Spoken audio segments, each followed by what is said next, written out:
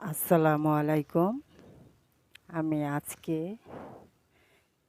জালি কুমড়া বা চাল কুমড়া মানে কতটুকু রয়েছে, এখন এটা কি করব, ফেলে তো দেওয়া যায় না, বা ভাজিও করলে অল্প হয়, সেজন্য যে কেটে নিয়েছি ছোট ছোট করে, পাতলা করে। এখন এটা আজকে আমি ভাজবো। তা কি কি মশলা দিয়ে ভাজবো দেখিয়ে দিচ্ছি। দিয়ে দেব একটু লবণ, দিয়ে দেবে একটু মরিচের গুঁড়ো, অল্প পরিমাণে একটু ধনিয়া গুঁড়ো, দিয়ে দেব হলুদের গুঁড়ো,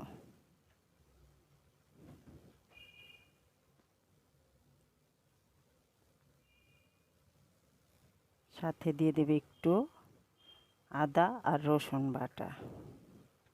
আর এর সাথে আমি অ্যাড করে দিব একটু ময়দা। আপনারা ইচ্ছে করলে বেসনও দিতে পারেন, তা আমি বেসন না, আমি একটু ময়দা দিয়ে ভালো করে একটু মেখে নিব। একটু পানি লাগবে, তাই আমি একটু পানি অ্যাড করে দিচ্ছি। সাথে দিয়ে দেবে একটু পানি, ময়দাটা দিলে একটু পানি লাগে। তা এখন ভালো করে মেরিনেট করে নিব। দেখুন ভালো করে মেরিনেট করে নিয়েছি, দেখুন ভালো করে মেখে নিয়েছি। এখন আমি এটা ভাজায় চলে যাব। ফ্রাই প্যানটা বসিয়ে নিয়েছি, গরম হয়ে গেছে। এখন আমি অল্প পরিমাণে তেল দিয়ে দিলাম, বেশি তেল লাগে না, অল্প তেলেই ভাজা হয়। তেলটা গরম হয়ে গেছে, এখন আমি এগুলো দিয়ে দিব, চাল কুমড়োগুলো দিয়ে দিব, অল্প আছে ভাজবো।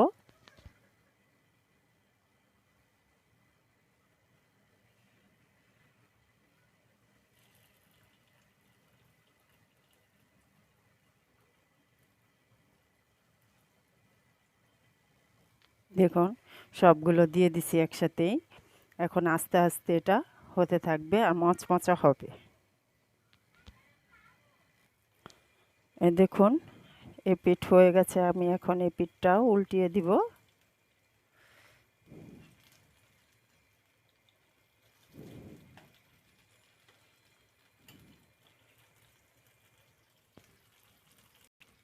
সবগুলো উল্টিয়ে দিলাম, এখন আবার ওই পিঠ হয়ে যাক। দেখুন সবগুলো ভাজা হয়ে গেছে, কত সুন্দর লাল হয়েছে। এখন আমি এগুলো সবগুলো উঠিয়ে নিব। এভাবে ভেজে খেলে ভাত দিয়ে খুবই ভালো লাগে। সব সময় তো আমরা রান্না করে খাই চিংড়ি মাছ দিয়ে, ইলিশ মাছ দিয়ে।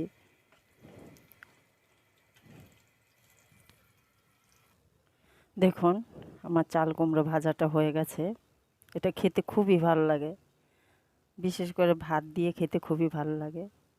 শর্টকাটে একটা বানিয়ে নিলাম। যদি বন্ধুরা ভিডিওটা ভালো লাগে একটা লাইক শেয়ার করবেন, এবং বন্ধুরা যারা নতুন আমার ভিডিওটি দেখবেন তারা এই ভিডিওটি সম্পূর্ণভাবে দেখে ভিডিওটি সাবস্ক্রাইব করে দিবেন। আল্লাহ হাফেজ।